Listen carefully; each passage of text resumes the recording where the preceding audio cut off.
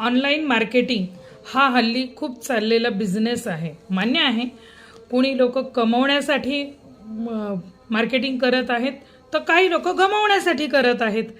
कोणाचा तरी फायदा आणि कोणाचं तरी नुकसान हे तर ठरलेलंच आहे ना. पण एका घरात एक मुलगी आहे. आता मला माहीत नाही, पण तुमच्या घरात आहे का? तुम्ही सुद्धा याचा जरा विचार करा, मला कमेंट बॉक्समध्ये तसं कळवा. जी कोणाचाही बिल्डिंगमध्ये वाढदिवस असू दे, कुठलाही कार्यक्रम नातेवाईकात असू दे, फ्रेंड्स बरोबर असू दे, काहीही कार्यक्रम निघाला की जाते आणि शॉपिंग करते, नवीन कपडे मागवते. एक तर ऑनलाईन मागवते, नाही तर स्वतः जाऊन विकत घेऊन येते. पॅक पीस फोडायचा प्रत्येक कार्यक्रमाला. का बरं?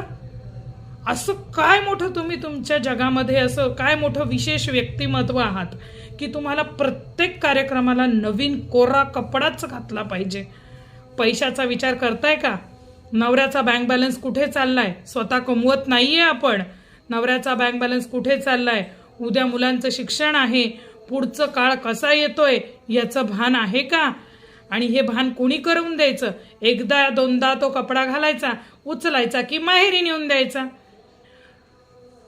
आणि याच्यावरनं अजून एक गोष्ट सांगते, मुळात वापरलेला कपडा कुणाला देऊ नका, म्हणजे तुमच्या माहेरी देऊ नका. चांगला कपडा असेल तर गरजवंताला द्या. फक्त माहेरीच गरजवंत आहेत का? त्यांच्या अंगावर अगदी कपडे घेण्याची सुद्धा त्यांची परिस्थिती नाहीये का? तरच त्यांना द्या. नसेल तर जे गरीब आहेत, रस्त्यावरती राहतात, त्यांना खरंच गरज आहे, त्यांना ते कपडे तुम्ही देऊ शकता. तुमचे माहेरी दिल्याने तुमच्या घरामध्ये माहेरी पण दारिद्र्य येईल आणि सासरी तर येईलच येईल. कारण की तुम्ही चुकीचं काम करत आहात. असं करू नका. द्यायचंच असेल दान तर अशा ठिकाणी द्या की जिथे त्याचं सत्कारमी त्या दानाचं महत्त्व त्या लोकांना कळेल आणि सत्पात्री दान होईल. सत्कर्मी म्हणण्यापेक्षा सत्पात्री ते दान होईल. ह्या गोष्टीचा जरा विचार करा आणि मगच तुम्ही वस्तू द्या. जय भवानी, जय जगदंब.